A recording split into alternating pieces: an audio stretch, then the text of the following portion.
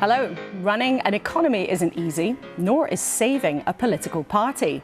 This morning, the woman from number 11, the Chancellor, is here alongside the Conservative leader. The economy seems stuck, the books look a mess, so what is Rachel Reeves going to do about that? And Kemi Badenoch says the Conservatives got things wrong, but miles behind. How can they start getting things right? You are quite the double act. Welcome back to you both. For reasons that will become clear, I wonder what your favourite Beatles song is, Rachel Reeves. I'm more of a Beyonce person myself, Laura. But Hey Jude, I enjoy that song. And what about you? Are you a Beatles fan? Yellow Submarine. Yellow Submarine? Well, I'm sure there'll be very popular choices with the audience. And I'm asking because I've been talking to a proper legend. We're the people. You're the government. You're supposed to protect us. That's your job. So protect it.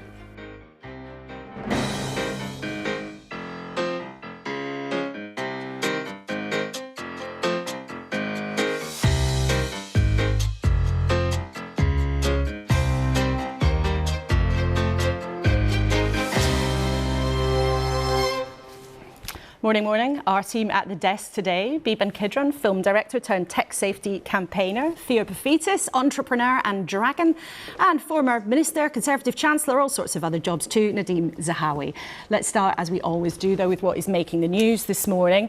The economy is centre stage for the Sunday Mirror and the Sunday Express, which also features the King in a kilt for Burns Night.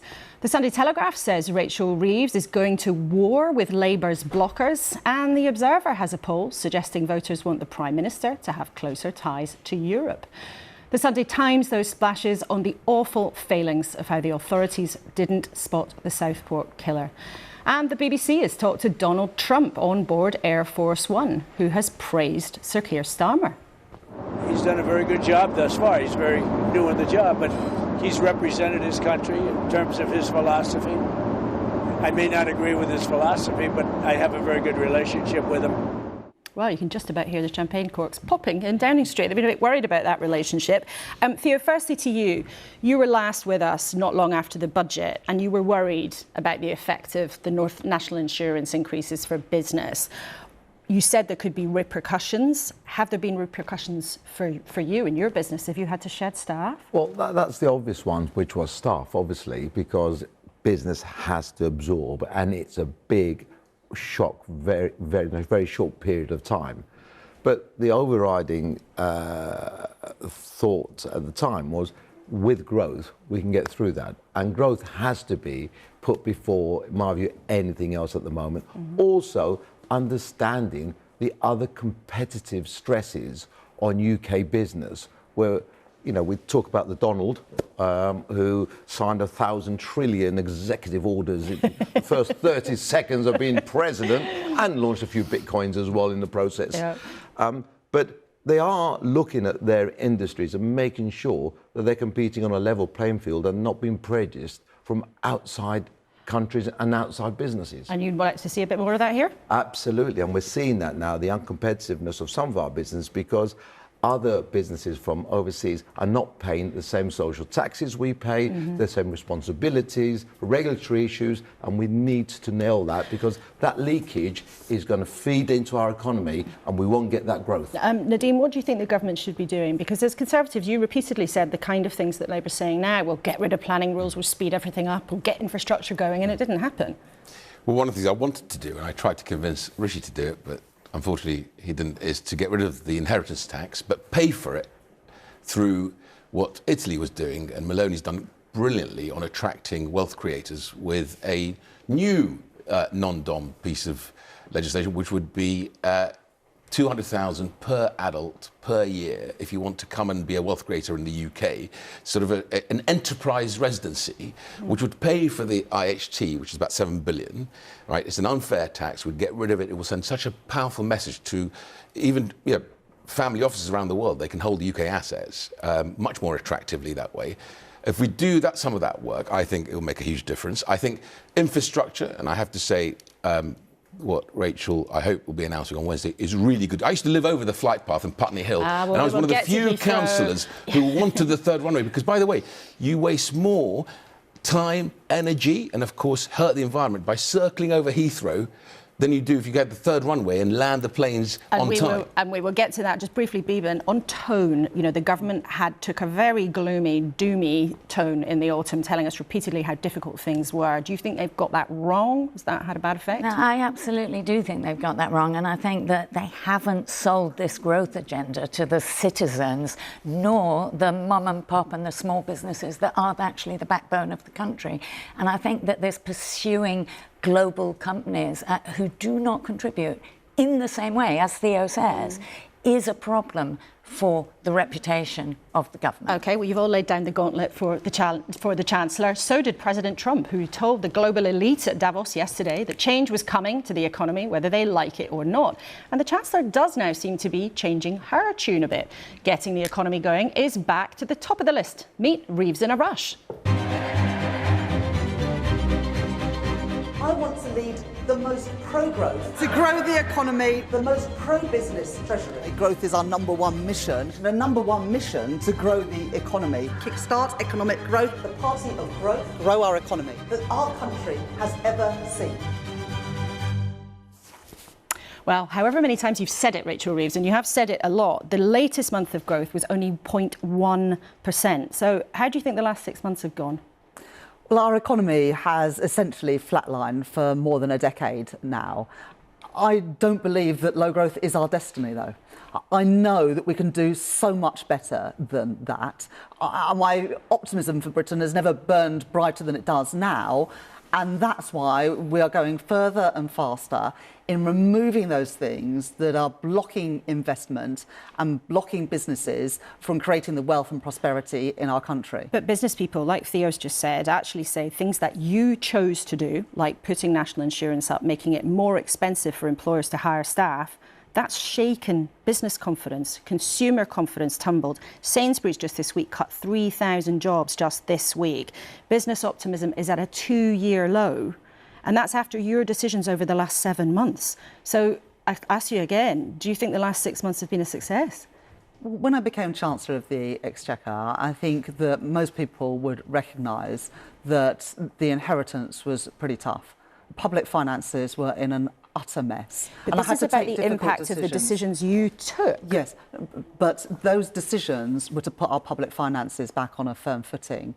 And the worst thing that I could have done in the budget was to have swept those problems under the carpet, pretend they didn't exist, and leave us in a situation where our public finances were precarious. Now, why do I say that would have been a risk? Because we've seen what's happened in the past, in the last few years, when governments have lost control of the public finances and interest rates and inflation go through the roof. That's no good for working families in Britain, but it's no good for businesses either. We've now stabilised the public finances, which means that we can go further and faster on that bedrock of stability to grow our economy. Well, the debt is absolutely enormous, and but we can now move on and grow our economy. Well, borrowing is at its highest level for 4 years. The national debt is absolutely enormous, and that's the debt that I inherited as Chancellor. Yes, we've got to get a grip of those problems with the public finances, but growth is also essential for that, because an economy that is growing is an economy that can service those debts, which is why economic growth is so important. But most of all, economic growth matters because that means more money in the pockets of ordinary working people in our country. But if it was all going so well and everything had been perfect so far, why are you shifting your tone? I think viewers will hear that you are shifting your tone. You are talking much more now about optimism, ripping up red tape, those kinds of things. And you're even easing off on your plans to make it harder for wealthy non-doms to do business here. Did you make a mistake in underestimating the number of wealthy people who create jobs and wealth here who would leave the UK because of what you did?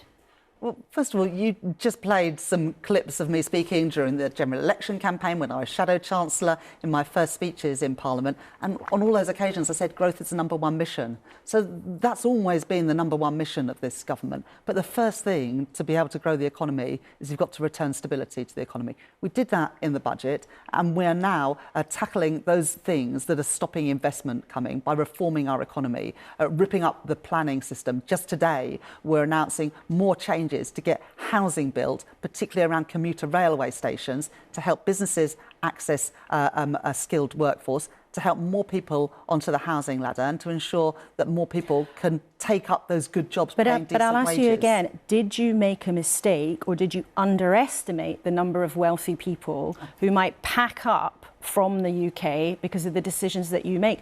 Because you've changed your mind on the rules you were going to bring in for non-doms. It's a basic principle for me, Laura, that people who make their home in Britain should pay their taxes here.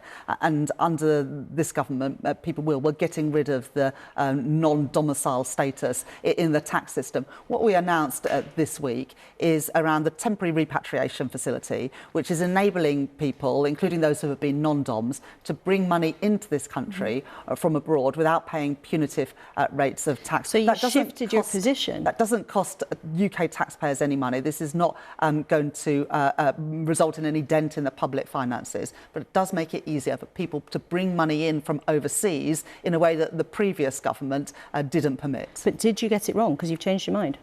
We're making some changes to one part of the way in which very wealthy people from abroad are taxed. But it is a principle of this government. And actually, the previous government also made changes around non-dom rules. That if you make Britain your home, you should pay your taxes here. But we want to be an attractive place for some of the wealthiest and most talented people around the world. It's why when we publish our immigration white paper later this year, we're going to be consulting on visas for the highest skilled, particularly in sectors like AI and life sciences, to ensure that Britain is a welcoming place for global talent. What about a welcoming place for people who've had businesses here for hundreds of years, many of them family farms? Your controversial inheritance tax proposals for farms, we now know, are only penciled in to raise £500 million. Now, of course, that's a huge amount of money for any normal person. In terms of government spending, that is tiny, and you've shaken a whole sector. You've made farmers very unhappy. We had an email from Arabella Solway, a family farmer, who wrote to us last night saying everybody now has to put aside anything they earn to counter the fear of the inheritance tax bill that may hit them at an unknown time. They're not investing in farms, not buying new equipment. Well, let me answer those questions directly. In the most recent year of tax data, 40% of the benefit of agricultural property relief went to just 7% of estates. 37 estates got more than £100 million worth of tax relief. That is not affordable and it's not fair. Agricultural property relief will still be a more generous system of inheritance tax than anyone else pays. You pay at just half the rate. And unlike everybody else, you'll have 10 years to pay that tax bill, interest-free, something, again, that no one else was it worth it for £500 million well, you know, to Laura, shake a sector? Also, the supermarkets have gone public and said this is an issue, it might have an impact on the food Laura, supply. I had to take decisions to raise taxes so it was at worth the budget to put our public finances on a firm footing. Those tax changes were the right changes, because otherwise we'd be on this programme talking about what tax changes would we have to bring in the future to stabilise the public finances. I've now drawn a line under the economic and fiscal mismanagement of the previous government. Our sums add up in a way that they didn't with the plans I inherited from the previous government, and we are now cracking on doing the things on regulation, on planning, on AI, on pensions and capital markets reform to make Britain the best place in the world to grow and start a business and to bring in inward investment, creating good jobs, putting more money in people's pockets. And you are visibly going to start doing a big push, a much more overt push to get things done. But there have been all sorts of projects, public projects, sitting on the shelf, not just for the 7 months since you've been in charge, but also for years. Look, there are some of the ones, viewers around the country might spot things near them. There are all sorts of projects that it's been blatantly obvious that for years need a shove to get on with. Why is it taking you 7 months to realise you have to put your foot down? Well, we've already called in and signed off a number of planning decisions on onshore wind, on housing developments, on data centres, more decisions in the first 6 months than the previous government took in the last year to unlock investment in a whole range of sectors. If the challenge is to go further and faster, absolutely, that is what we are doing. Just today, we're changing the rules to make it easier to build homes around train train stations. That's something that Andy Burnham has been trying to do in Greater Manchester, but it's too hard to do that today. We want to go further and faster, make sure that people can get on the housing ladder, make sure we're building the infrastructure so we can grow our economy so that people are better off. There's an interesting point though here, because you and your colleagues sat in that chair all through last year saying we are ready to hit the ground running as soon as we get into power. We're brilliantly prepared. We know exactly what we're going to do. You're now 7 months in, and actually there are an awful lot of things that you're now saying, well, yes, we have to get on, we have to go further and faster. Were you too slow to begin with? Do you admit that? Well, some of these things require legislation, and we're just about to introduce the Planning and Infrastructure Bill. The consultation on the pension reforms we want to bring in closed last week, so we can bring forward that legislation. But, you know, we want to crack on. We've been in opposition for 14 years. Already, Angela Rayner, Ed Miliband, Heidi Alexander have signed off planning decisions in their areas, planning decisions that have been sitting on the desks of previous ministers. A solar wind farm in Cambridgeshire had been on the desks of ministers since 2021. Ed Miliband signed that off in his first month in office. That will create secure, homegrown and cheap energy. There is no reason why it took 3 years to get that decision across the line. It's now a decision this government has made to have cheap, secure energy, more good jobs in Britain. And the last time I checked, to go further and faster around the world, you need to get on a plane. So are you going to go further and faster and approve another runway at London's Heathrow this week? I'm not going to comment on speculation on that. But Chancellor, we have already... It's not speculation. It's our viewers asking the Chancellor, who knows exactly what you're going to do, what you are going to do. It's not speculation. So let me put it this way. Would you correct me if we said here on the BBC News, Rachel Reeves is likely to announce Heathrow expanding this week? Well, you'll see the plans when we set them out. But already this government has signed off expansion at London City Airport and Stansted Airport.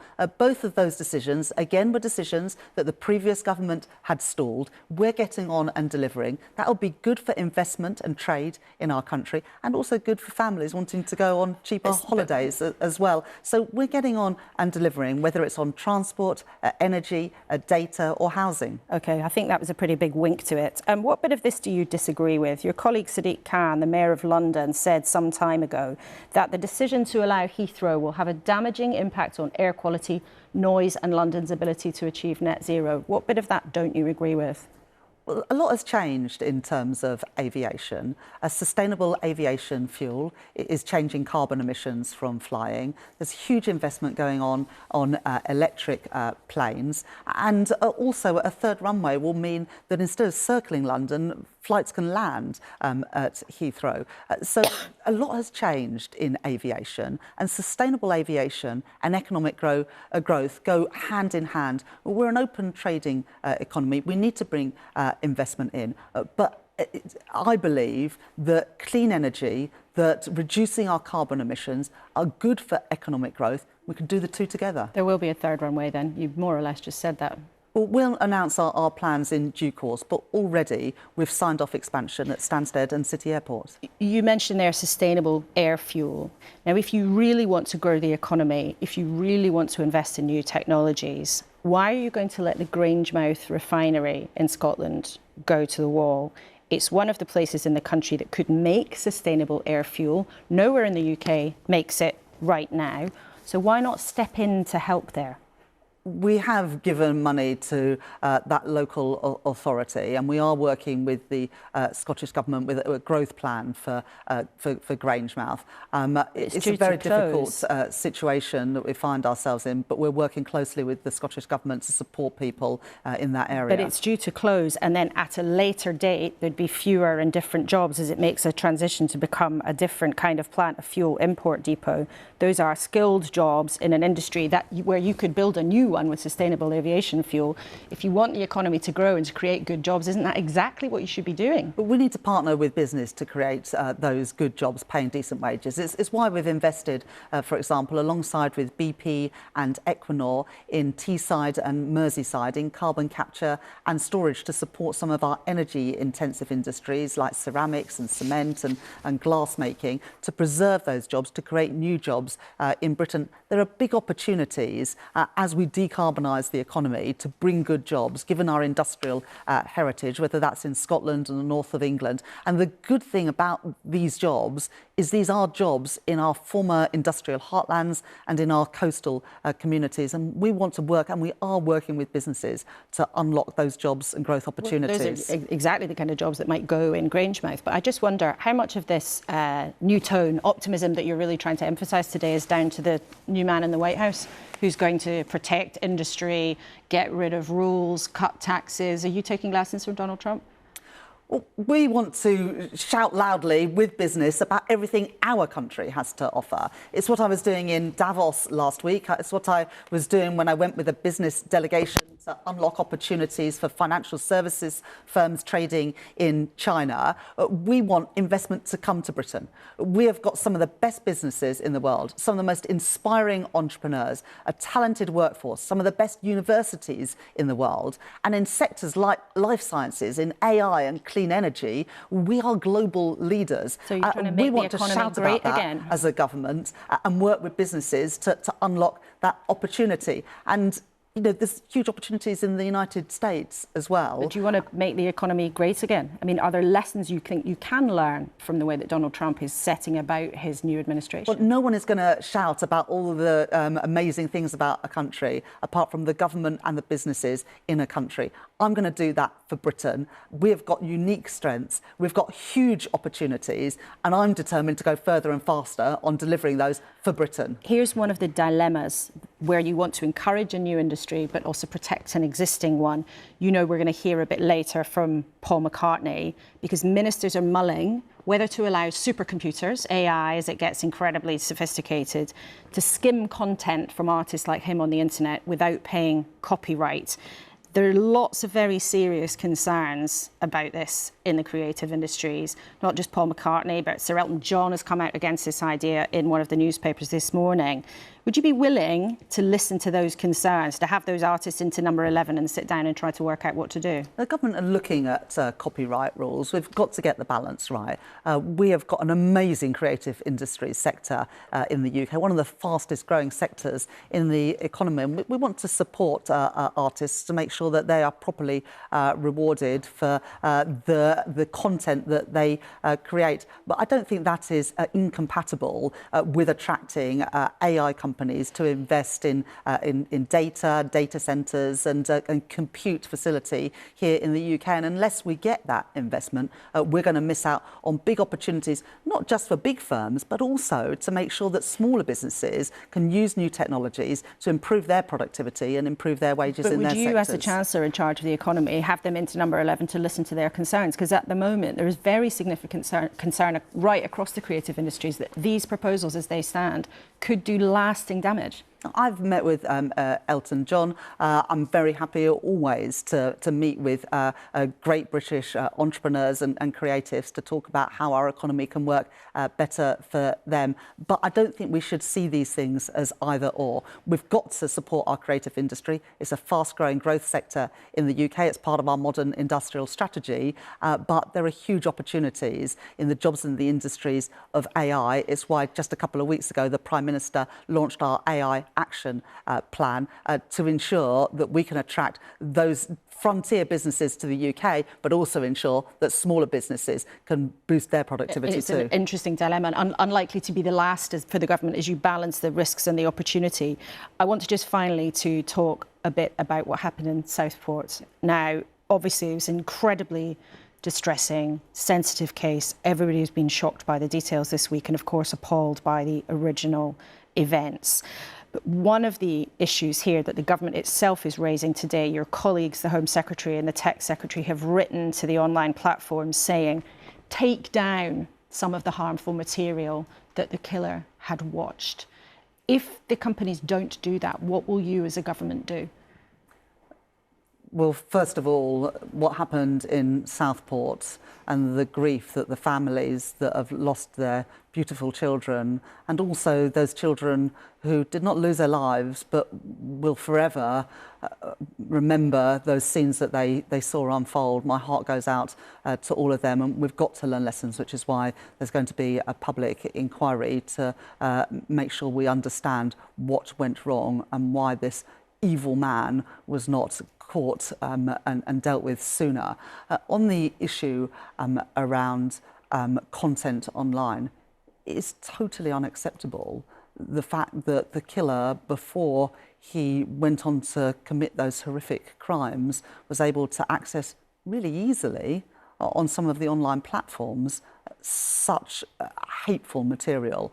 And those companies have got a moral responsibility to take that content down and make it harder for people to access it. Already, in some countries around the world, including Australia, their companies have taken it down. So they can do that. We are asking them to do that. We've also introduced the online safety bill. Those rules will come in March, but there's nothing stopping the companies taking down that material now. They've got a moral responsibility to do so. But the Online Safety Act has provisions in it to ensure that these things happen. But let's not wait until then. We don't need legislation to stop these from happening. These companies can, and they should, take that material down now. OK. Chancellor Rachel Reeves, it's always great to have you with us in the studio. Thank you very much indeed for your time this morning. Now then, remember, as ever, we want to know what you think. What did you think of what Rachel Reeves had to say? You can send an email in, kuenssberg@bbc.co.uk, or if you are social media inclined, you can use the hashtag BBC Laura K, and our WhatsApp number is there for you on the screen. Theo, what did you make of the Chancellor this morning? Do you believe that she's now got growth actually in her sights? Well, I think she's absolutely right. Without growth, we will not see any benefits in business and the things that we're all expecting. Our whole society has been underinvested for a long time now. So getting our finances up to date and stable and having a stable background for business is brilliant. But we now need to take those actions that create that growth. And that does need legislation and quick legislation. And I suppose the thing is, are you convinced now that she really has the bit between her teeth and actually can get on with it? Because I think everyone watching this morning is probably going to think, I haven't just heard this from the Chancellor, I've heard it from plenty of politicians over the years. Well, the proof of the pudding, as we discussed earlier, the proof of the pudding is in the eating. And you're right, we've heard it from politicians. We had a little chit-chat in the green room beforehand. Gossiping when I wasn't there. That's terrible. And I was saying, this is brilliant, I love what you're saying, but you could have done all that when you had power, and you didn't. We won't go there now, but it's important now that we see action. And I know personally I've made representations to the Chancellor regarding the unfair advantages non-UK companies get in accessing our internal economic market. Biban, what did you make of it? Well, everybody has to be sympathetic with the inheritance, and I do agree with her on that. But I'm worried about the numbers. I mean, she didn't really answer your questions about nom-dom, about farmers, about some of those things. And if I pick up on the area that I know most about, which is the AI piece, at the centre of the AI opportunities strategy is this incredibly made-up number of 400 billion by 2030. And if you follow the footnote, it comes from a tech lobbying group paid for by Google, and they asked the computer.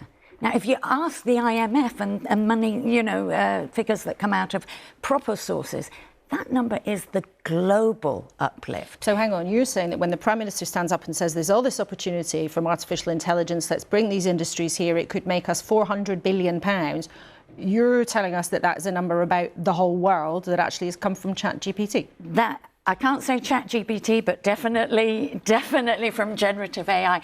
And I think this is the problem, is we have to ask, where is this benefit and where is the cost? And Nadeem, however, Heathrow, I mean, I think she really didn't want to confirm it today, but she was talking about the benefits a third runway would bring. And by the way, we're expanding the others. Absolutely. And you've sat in that seat. That means a yes, doesn't it? That is good news, because I think, as she echoed what I said earlier about, instead of flights circling over Heathrow, over London, 45 minutes, they can land on a third runway. That's great. Housing is good. But, and here's the real rub, what do we learn from America versus Europe, right? Europe has stagnated, America has grown. Why? Flexible labour market, right? I bought a business in Palo Alto 20 years ago for YouGov, and we became a unicorn because actually having a flexible labour market where you can right-size a business, Theo will tell you, is a nightmare in the UK. Worse in Europe, but we can learn from that. So legislation around employment has to be thought through very carefully before it begins to damage growth. And that's what we all want, because growth delivers better wages, ultimately.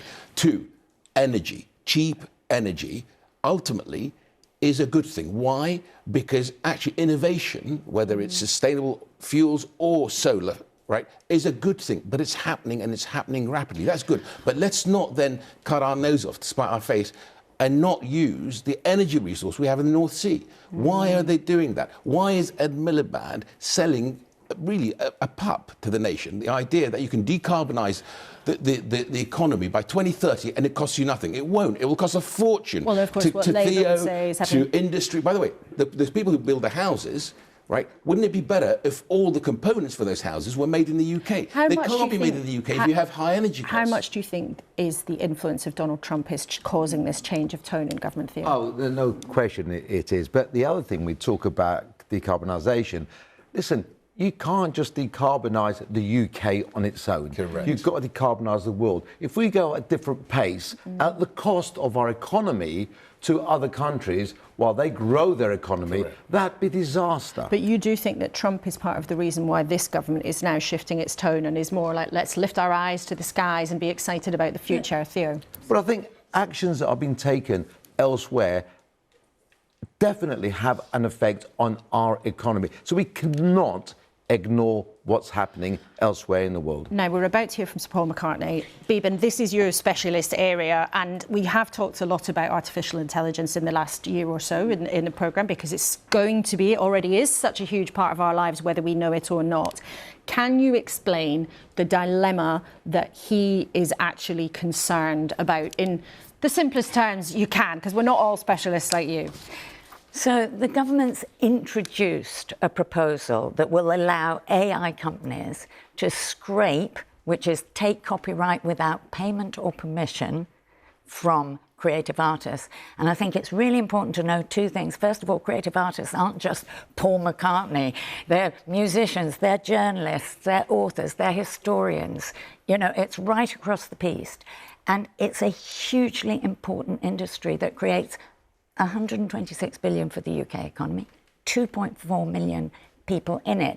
And the government are suggesting that they give that money away for free or they opt out. Opt out is really difficult. Opt out is technically currently impossible. And opt out puts the weight on the creator to go and find the AI companies that have taken their work. And so all we're saying is, and all the industry is saying right across the piece is, we want to make the copyright laws fit for purpose for the AI age. And we want to know when, where and how AI takes it and make sure they take it on license. Because the key point is, artists they're not against AI. They want to work with. They don't want to be annihilated. So I'll tell you what's really interesting. So briefly, Nadine. Right. Original information, whether it's data or creative industries, is going to be the new gold, right? These tech titans in other jurisdictions around the world, right, lo and behold, they can play by the rules, right? They come to the UK or other areas and they go, oh no, we can't do this because the technology doesn't allow for it. That's not true. We build the guardrails where we protect one of our most valuable industries, whether IP for musicians or in the media, you know, whether it's journalism or creative industries, and they'll play by the rules and they'll pay the fair share. So that's a good thing. So should your party, the Conservatives, then back the idea of making it, as Beeban wants, an opt-in to protect artists when it comes to a vote in the Lords this week? I think it's much better. It actually produces a win-win, because original information is the one thing that, you know, large language models can't do. They can look at the past. They can't create new original material. Okay, and it keeps the money in the UK instead of siphoning it all off to Silicon Valley. Okay. That's a key point. OK, well, let's hear from the man himself. As we've been talking about, the opportunities and the risks of artificial intelligence is a really tricky and growing dilemma for the government. How do you deal with the opportunity and also the risks from these cleverer and cleverer computers? But this is a really practical example. Just to recap, ministers are suggesting tech companies can hoover up music or any kind of art from the internet to develop their own AI models without having to pay for copyright. In other words, for free. And for thousands of people in the UK, making art isn't just a passion, it's a job. Not least for Beatles legend Sir Paul McCartney. And he reckons it's a threat they just shouldn't have to bear. Paul, as computers become more and more sophisticated and suck in more and more content that humans have created, the government's got a big decision to take about whether they protect the copyright of musicians, actors, artists. What are you worried about? Just that. Just worried about the copyrights not being protected. Because if it gets a bit like the Wild West, then the people who created these copyrights don't benefit. And I think that takes away a lot of incentive, you know, because when we were kids in Liverpool, we found a job that we loved, but it also paid the bills. So it allowed us to be creative, more and more creative, go out in the world and bring joy to people and so. So it allowed us to do that.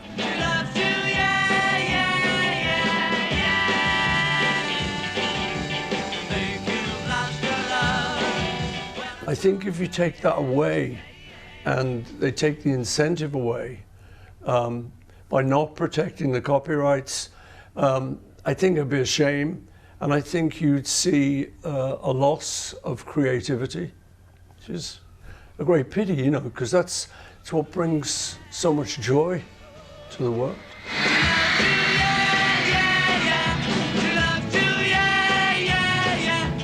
The Beatles was about music, but also about being able to put food on the table and pay the bills as a young man. What do you think the risk is for the next generation of musicians coming through? So, for instance, you get young guys, girls, coming up and they write a beautiful song and they don't own it and they don't have anything to do with it, and anyone who wants can just rip it off. I mean, the truth is the money's going somewhere. You know, when it gets on the streaming platforms, somebody's getting it, and it should be the person who created it. It shouldn't just be some tech giant somewhere. Somebody's getting paid. So why shouldn't it be the guy who sat down and wrote yesterday? It should be something to do with him. And if you hadn't been paid, then maybe the world wouldn't have ever heard Yesterday or Let It Be or Hey Jude. You know, that is really true, because you like to think of art as the muse. You know, it's just, the muse comes to me. It's not like that. You know, we started off and we had options to kind of go in a factory or go to get a job. You know, occasionally you did those kind of jobs. But the minute you found a job you loved, which for us was music, it really made a great big difference, you know, and it allowed us to do stuff that our working class friends had never been able to do. So I think it's a great thing. Love me do, oh, love me do. And actually, you used the kind of machine learning technology to help produce the song that you put out last year to, you know, recreate John Lennon's vocal performance from something from 1970. So what would you say to someone who say, well, look, you're being a Luddite, you're just, you know, sticking your heels in because you don't like the idea of progress? Yeah, I get that, you know, and I think AI is great and it can do lots of great things. As you say, you know, we took an old cassette of John's and cleaned his voice up, so it sounded like it's just been recorded. No question of sort of copyright. But when you if you take that and then rip it off. See, for instance, I think I'm on the internet singing God Only Knows by the Beach Boys, but I never sang it. But AI made me sing it. So somebody's getting some sort of payoff there. And it's not me, I'm not interested. But I was talking to someone and I said, you know, it didn't sound like me, not quite. But to casual observers, it's me singing God Only Knows. But I said to this person, I said, yeah, but you know, give it 5 years and it's going to sound exactly like me. And the guy said, 1. Give it 1 year. And it's true, it's going so fast that, you know, they're going to be able to put my voice on anything, anybody's voice on anything. So I think you just have to worry about the rip-off. AI is a great thing, but it shouldn't rip creative people off. There's no sense in that. Why would a government want to do that? I don't get it. So what would your message then be? As it happens, we've got the Chancellor with us on Sunday morning who's, got a thing or two to decide in the government. What would your message be to our politicians then who are trying to make the decision at the moment about how to and whether to protect the copyright of artists like you? We're the people. You're the government. You're supposed to protect us. That's your job. So, if you're putting through a bill, make sure you protect the creative thinkers, the creative artists, or you're not going to have them.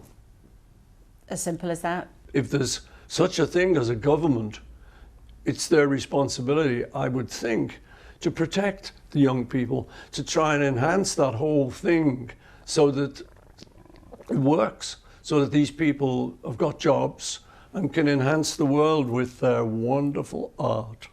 So protect it. Well, you certainly enhanced the world in many ways for hundreds of millions of people, and it's been an absolute joy to talk to you for this weekend's programme. Thanks, Thank you, Laura. Paul. Thank you. I'm a fan of yours too. I didn't know they were going to leave that bit in. Anyway, let's move on. Kemi Badenoch was with us the day after she became the Conservative leader. She told us then that the party had lost the public trust and would need to be honest about where they got things wrong. Well, 3 months on, she's made her first big speech of the year, but the public doesn't seem to be exactly rushing back to the Conservatives. In fact, recent polls suggest more of the public are now backing Nigel Farage's Reform UK than the Tories. But pleased to say she's here with us for the first time this year. Do you think it's been a successful first 3 months for you in the job? I think it's been a good first 3 months. I think success is going to take some time. We made a lot of mistakes, as I said, the last time I was here on the show, and we need to start earning that trust back. And that's the journey that the party is going on, rebuilding trust. And that means doing the job that they've given us to do, being a credible and effective opposition, which I think is going well. Even the things that we've done this year, forcing the government on a U-turn on their education bill, making sure that they take the rape gangs issue seriously. They haven't done a national inquiry like I asked, but they have actually moved when they weren't going to do anything before. So there's a lot more to come. So you think you are starting to get some traction this year, but you made that big speech. And what was the main thing that you wanted the public to take away from that? Because you outlined some of the mistakes. You said on net zero, on Brexit, you weren't prepared enough, and on immigration, you made a promise to cut it and then didn't. But what was the central message you wanted people to take if they didn't see you make the speech? That the Conservative Party is under new leadership and we're going to be doing things differently. The fundamental problem that we have across politics over the last few decades is the politicians tell people what they want to hear. So you're hearing announcements, not plans. I saw Rachel Reeves sitting here, a few minutes ago, doing the exact same thing, saying what they'd like to do. And when you say what people want to hear without working out how you're going to deliver it, then you run into trouble after you win. It's not just about winning. It's about doing the right thing and being able to deliver. And that requires a lot of hard truths, which we have not been discussing as a country for years. But it's a very damning indictment of your own party's time in office and the governments that you were also part of, latterly. It's not just that you got some things wrong, but it's also you weren't straight with the country. I think that there is more that we could have said, but I was not running the party then. I am now. And people saw my way of doing things. There were many arguments which we had, which I didn't win. People saw that, but I was always very loyal, certainly in public. You have to take collective responsibility. But now I can say the areas where I did disagree. I can talk about some of the things that I did. And I'm somebody who doesn't run away from difficult issues, even when there's personal pain involved. And that's one thing that I see a lot of politicians not want to deal with difficult things because it's too hard. They get attacked a lot, they get vilified. We're moving things along. And I do acknowledge that we made mistakes, but new leadership is going to require us doing some things that people may also not like. But actually, if we're going to earn the public's trust, then they need to see that what we're doing is real. Let's talk then about a very difficult issue. It's been very difficult for people this week to absorb the full horror of what happened in Southport and to hear more about the heinous crimes that were committed. Now, after the conviction of Rudikapana, who took the lives of those young children, you said it was absurd the country wasn't debating integration more. What did you mean by that? Well, That incident in Southport affected me really deeply. I have 2 girls, they love Taylor Swift, and when it happened, I could just imagine it being them. And so it's really hard for me to hear the story without thinking about the impact on victims and looking at how we can make sure that this doesn't happen again.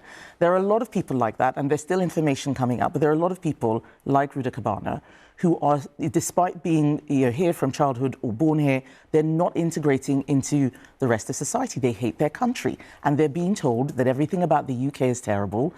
He had materials about white genocide and so on. If you are being inculcated in hate, you are not integrating well. And there's so much that we can do across the board, not just on religious extremism, but also just extremism across the board. But when people use the word integration in conversations like this, that's normally taken to mean people from different racial or different religious backgrounds.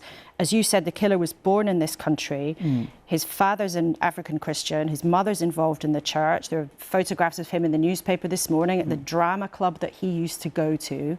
What's your evidence in this case that his crimes were anything to do with a lack of integration?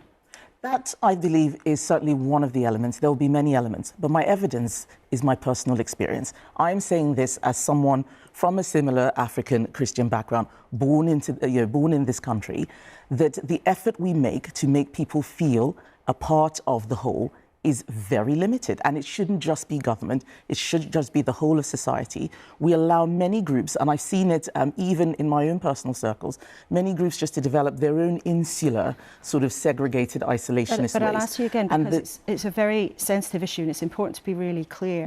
What is your evidence that that was part of the factors in this case? His family were involved in the local community. They were involved in their local church.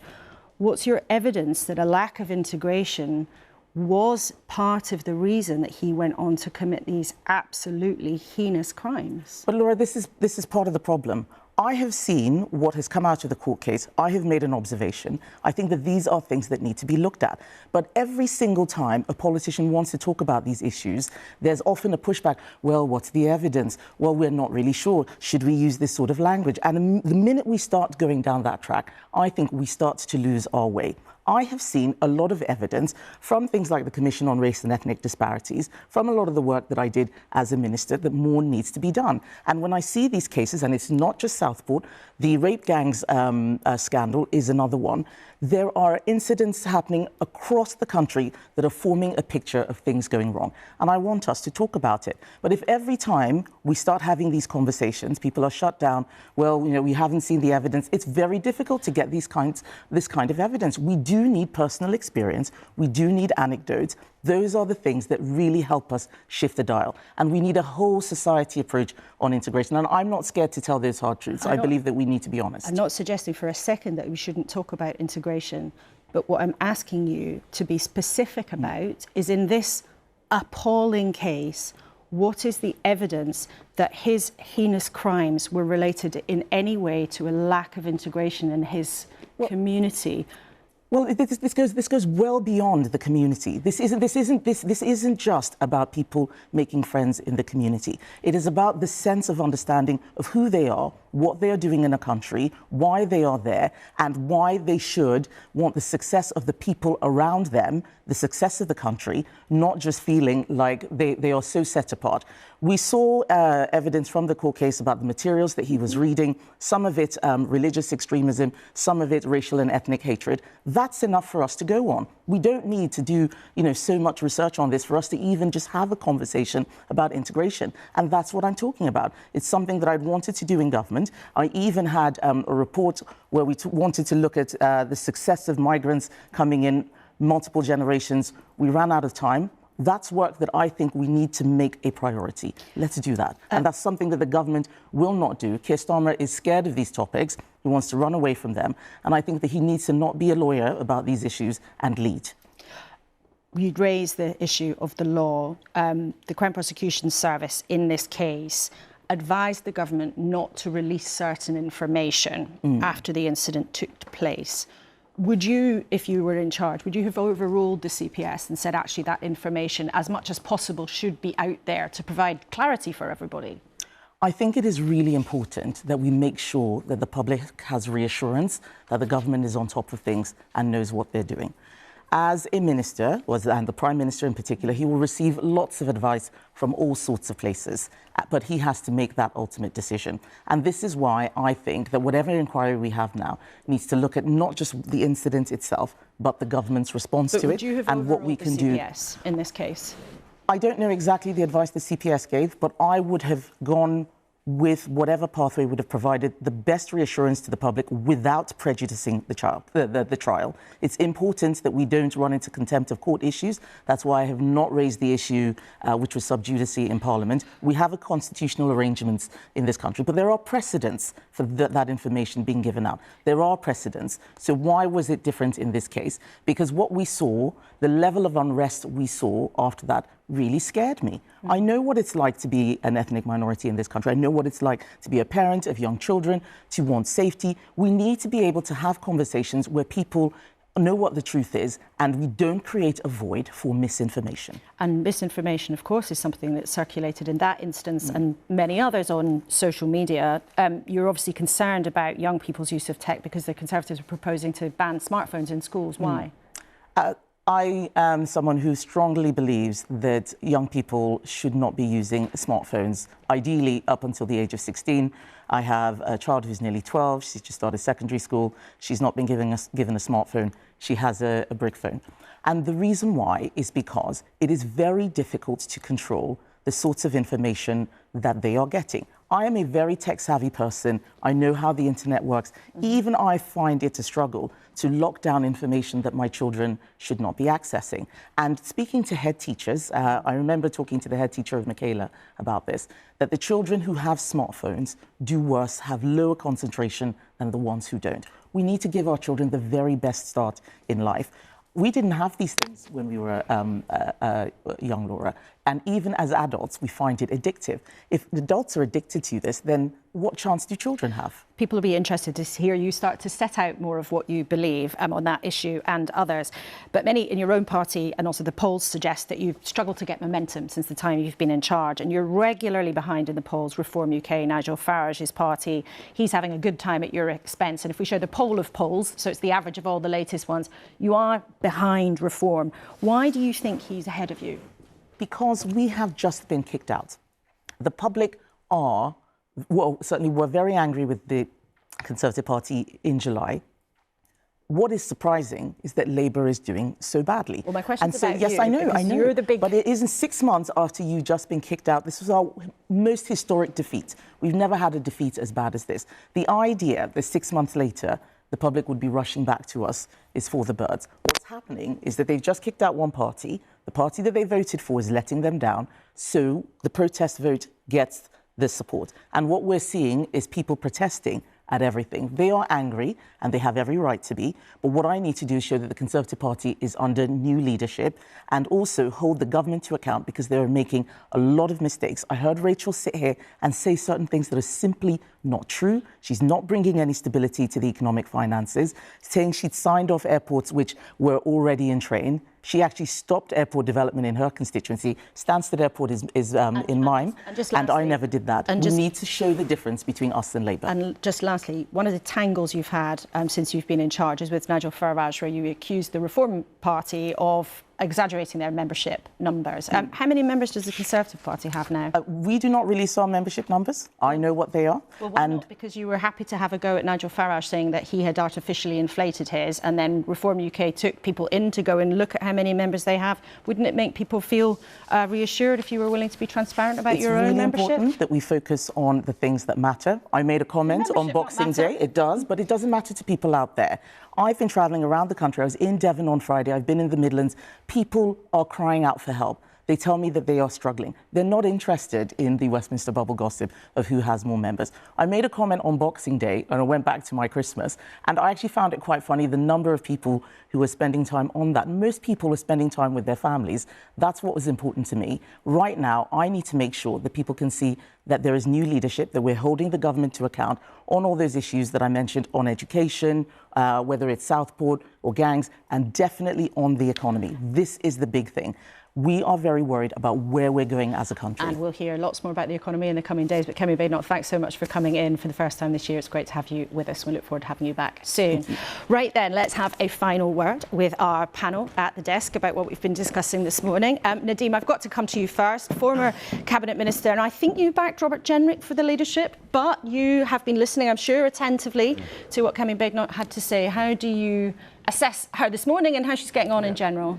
I think the response to the Pakistani rape gangs was actually pure Kemi, in the sense that thoughtful, evidence-based, and pushed hard the government. I think the response to Southport has been thoughtful about giving the judges the ability to deliver a whole life sentence, so this murderer is never ever released and dies in prison. I think actually what she said about perceived cultural sensitivities trumping the collective welfare of the nation, is she's right. I.e., for far too long, I think some of the mistakes that police forces have made, councils, especially on the Pakistani rape gangs, is because we thought we don't want to upset that particular community because culturally maybe they're a bit different than us. No, if you come and make the UK your home, as my parents did, then you abide by the rules of this country. Countries that have done it well, the UAE, 200 different nationalities, living you're raising an eyebrow, side by side. And we're short of time, but Biban is raising an eyebrow, so let's hear she's from done Biban. well on those things. The mistake, I think, is going on to the membership with Farage. That was a mistake. All right, Biban. Okay, so first of all, I've been in child protection for over a decade, and there's two people who never showed up to help. One of them's Kemi Badenoch, the other one's Elon Musk, and that trolling of the government around that issue is not victim-led, is not what victim wanted. I think the other thing is that whole conversation that is about, integration, and it took a long time, and it took you to raise the issue of social media. That government, the previous government, blocked us. Kemi, during the leadership, to be fair to Kemi, during the leadership, she actually raised this issue. So it's not fair to say she's never been president. The previous government, I need to give Theo a final word. I don't disagree with you. Hang on, but that's not fair. Hang on. The previous government blocked a duty of care in the Online Safety Act. And this government have not come through on the promises they made in opposition. Final word to you. And the verbosity of your fellow colleagues at the desk has left you with hardly any time, I'm afraid. First words are legislation changes for technology, desperate, big tech companies taking huge, fabulous wealth out of our economy and not having social responsibility for their actions and not paying for it. We need to legislate now. Well, there's something very interesting about 2025 is almost any subject we talk about, within a couple of minutes, we almost end up getting to technology. So really, really interesting. I wish we'd have longer with you three because it's been a really fascinating chat with you this morning. Thank you for getting in touch because we always love hearing your thoughts. Annie Mollett has emailed in to say she thinks Rachel Reeves has been too negative and the country's had enough of her blaming past governments. But Tim Griffiths thinks Labour's policies have not had time to take effect. So lacklustre growth figures are surprising. Bernadette wrote in about environmental concerns of building a third runway, saying it would be incompatible with achieving net zero and there's no such thing as sustainable air travel. Well, that's a conversation that might be quite feisty this week in the next few days. Thank you to all my guests and most of all, of course, to you for spending your Sunday morning with us when the Chancellor signalled with a very heavy hint that a third runway at Heathrow will be announced later this week. You'll have to wait till Wednesday to hear exactly what she says, though. Me and Paddy McConnell will talk about that more on today's newscast on BBC Sounds, and you can watch our interview with Beatles legend Sir Paul McCartney again on iPlayer if you like. And I will look forward very much to seeing you next week, same time, same place.